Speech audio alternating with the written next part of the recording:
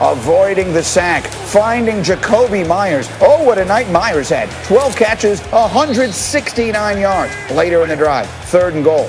Newton going to keep it himself, and he's not going to get there. So the Patriots settled for a field goal of 27-20 with 6.5 minutes to go. On the ensuing drive, Joe Flacco, let's just say punting. There's really no other word for this pass. This is just an arm punt, and it's picked off by J.C. Jackson. Patriots take over. Flacco threw 3 touchdowns and that pick. Ensuing Patriot drive. 1st and 10. Newton looking for Demir Byrd, and watch Byrd make the play. Oh, he's going all the way back across the field, and he's going to dive for the pylon at the end here. He's out of bounds inside the 5, so it's 1st and goal for the Patriots. Cam would run it on 1st, he'd run it on 2nd, and then the 3rd time would be the charm. 3rd down, Newton takes it in and ties the ball game at 27, just under 2 minutes to play. The Jets, a very quick 3 and out, so the Patriots get it back. Pick it up with 22 seconds to go on a 3rd down with 1 timeout left. Cam takes it up the middle for 5 yards. They don't use the timeout. So here we go. You got to get up. You got to spike it. And that they do. So they spike the ball with 8 seconds left, and they have 1 timeout remaining. 2nd and 10. It's Newton. They need yards, and they need a timeout. Check, check. Jacoby Myers, touchdown, 3 seconds left. They use their last timeout. Nick Folk's going to kick it. Adam Gase does not ice him because Trevor Lawrence is really good. And the field goal is up, and it's good. Nick Folk wins it for the Patriots as time expires, 30-27. The celebration in New England, and just maybe in the Jets front office. Let's talk after a Patriots win. What's been the difference over the last couple of weeks versus maybe the few weeks that preceded these games? I'm getting tired of sucking. Simple.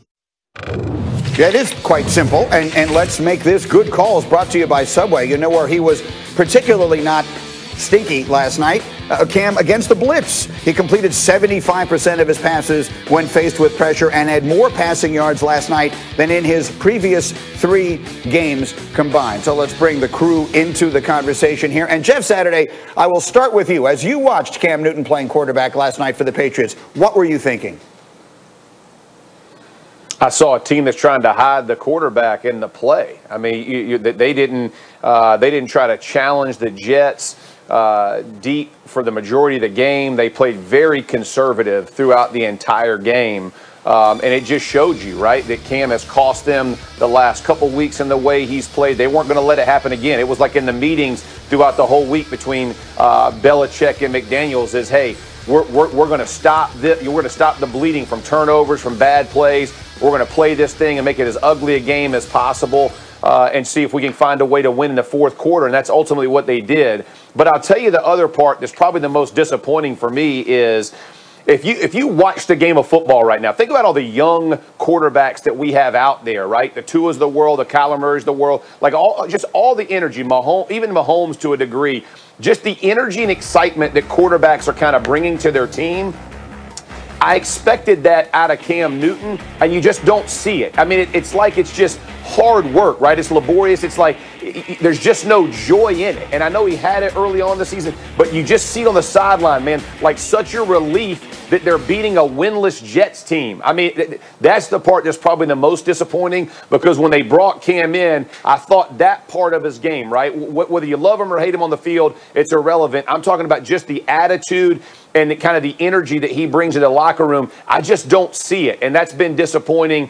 Maybe because it's the game plan, but for whatever reason, that was probably the most disappointing part. Again, against an 0-9 Jets team, I would have thought I'd have seen a little bit more. Well, so there's a lot there to consider. Greg, let's start with the game plan. What did you see from New England's offense last night? Well, it was an indicator, like what Jeff said, of how the Pats feel about Cam Newton. That was an elementary game plan. It was probably the most elementary game plan I've seen from a veteran quarterback in a really long time. There were reads in there that would be easy for a high school player. A lot of curls, a lot of hitches, a lot of throws behind the line of scrimmage. But is that Cam's fault? Right. No. Like, we have to give credit where credit is due. And for whatever reason, we have been extremely critical of Cam Newton throughout the course of this season. And understandably so. The last 3 games have been putrid. They've been bad. But I would also say that he played pretty well last night. And especially like we just talked about in the Subway Good Calls. I mean, he did a great job against pressure. That's exactly who Greg Williams is. Like, he did miss a couple throws. Yeah, from those 2 throws that he missed down the field. If he makes those throws, it takes a solid night to a spectacular night. So I thought, for the most part, Cam did exactly what was asked of him. He didn't turn the football over. He didn't take unnecessary risk. He ran the ball and got down and didn't absorb unnecessary contact. And there was a lot that you can actually build on within the plan. The problem is, if you run a plan like that against some of the best defenses in the NFL, you're probably not going to have very much success. All right, Swagoo, setting the table for you. What'd you think? Well, first I thought it was like a Hallmark movie, G. Like, you saw Joe Flacco balling, right? And then Cam comes along and wins the game. And in the Hallmark movies, if you never watched them, especially the Christmas ones, this girl dates a dude the whole movie, and then she finally ends up dating a dude from back home and getting married to him. That's what happened to Joe Flacco last night. The second thing is this, man. Like, this is a bad football team. And I get what Greg is saying about Cam and his performance, and I agree 100%. But I'm with Jeff as well. Like, New England's a bad football team. For them to have to eke out a win against the New York Jets, who are equally as bad, and I say equally, G, because that game was really a Flacco interception away from the Jets potentially winning that game. So how far the mighty falls is what I was thinking about the New England Patriots last night. And then to Greg's point, like, you look on the field, it's just not there. Bill Belichick talked about it, I think, a couple weeks ago. Like, we sold out to get 3 Super Bowls or make the appearances. You damn sure did, and I noticed it more last night than any game all season. New England is bad, and people need to accept that. Gee, I know you're happy because y'all kept that loss and you still in the sweepstakes for Trevor Lawrence, but dang, New England, y'all look just as bad as the New York Jets, man. Listen, there were some very nervous moments last night. I mean, the Jets thankfully were able to snatch defeat from the jaws of victory, but there was some cause for real concern.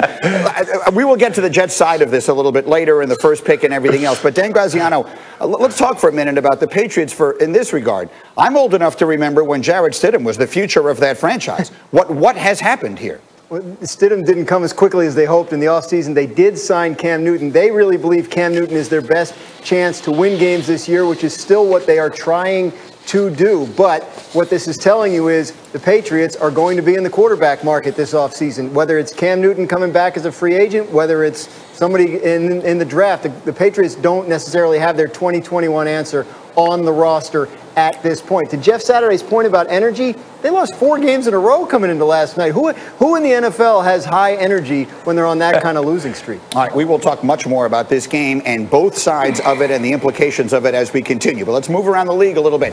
In one of the most stunning results of the season, Sunday night, the Saints smashed the Bucs 38-3 in Tampa. Mike Evans had a game-high 64 receiving yards, but that did not stop head coach Bruce Arians after the game from saying this.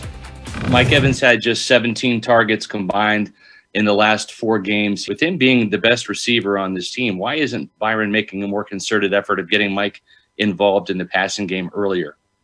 Mike was open a bunch in that ball game. He just didn't get targeted. That's all. He was open. Mike was open. Huh. So, Swagoo, I will ask you as directly as I can. What is he talking about, and why is he saying that publicly?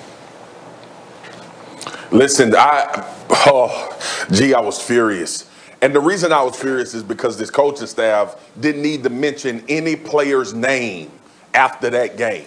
That's right. We don't absolve players. That's right. And you know damn well I don't absolve players when they play terrible. And Tom Brady played terrible, along with Tampa's offensive line, along with a lot of people on defense as well. 53. But Bruce Arians and Byron Leftwich had a plan that